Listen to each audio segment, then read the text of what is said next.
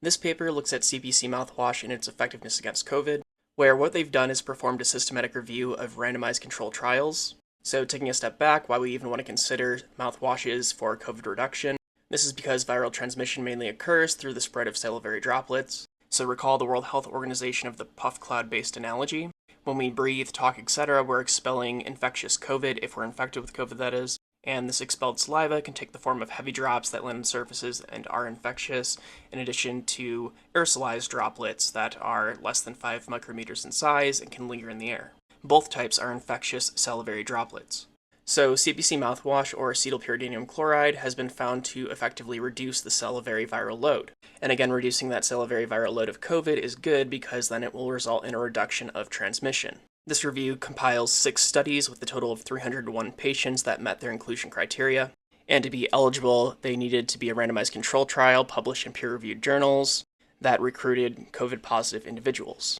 They excluded animal studies and non-randomized trials and observational studies, in addition to systematic and narrative reviews and editorials. So these later ones were all excluded. What's interesting is that the saliva remains positive, COVID positive in some individuals post-infection for a much longer period of time than is currently widely appreciated, up to about 3.5 weeks if asymptomatic and for greater than 2 months in some patients who are symptomatic. And this is mostly because saliva acts as a viral reservoir and a source of infection. So what is cetylpyridinium chloride, CPC, and why is it effective? CPC is a quaternary ammonium salt, which is a common mouthwash ingredient, and it's effective because it can disrupt viral lipid envelopes, which can then inactivate the virus and also prevent viral fusion with target cells. Moving on, all of the studies that were reviewed were conducted between June 2020 and July 2021. All were randomized control trials and 3 were multicentric, meaning multiple different sites. And all studies included a placebo for comparison.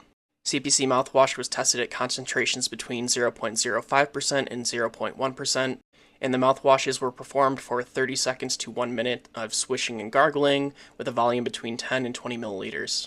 All of the studies reviewed showed efficacy of CPC mouthwash against COVID in vivo, so that's in life participants. The highest reduction in COVID viral load was observed after 1 minute, where in the majority of cases it reaches undetectable levels. And for at least one product, there was a prolonged effect for up to 1 hour.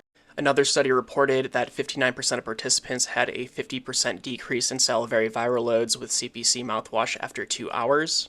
And again, this is for COVID-infected individuals, so it's having a sustained effect over a long period of time. Another study also shows that the viral load might be reduced up to 6 hours following rinsing with CPC mouthwash. However, I have looked at this study, and it was not well done, so I'd take that 6-hour time point with a grain of salt. So taking all of this into consideration, taking all of this together, CPC mouthwash is going to be good for viral reduction of COVID-infected individuals and can also be used as a prophylactic because it has a very long sustaining effect. According to this review, at least 2 hours, potentially up to 6, but at least 2.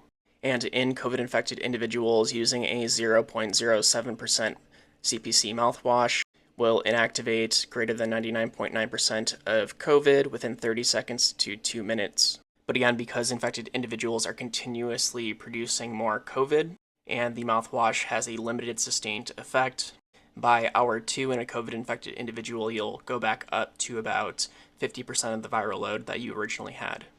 Meaning that it's very plausible that the reduction in viral load will also result in a reduction of transmissibility between individuals, at least for a couple of hours. And the authors also believe that mouthwashes with antiviral activity should be an adjunct treatment for COVID-19, which means an added-on treatment, another layer of mitigation, and that it could represent an effective therapeutic strategy for COVID-19 in addition to standard of care.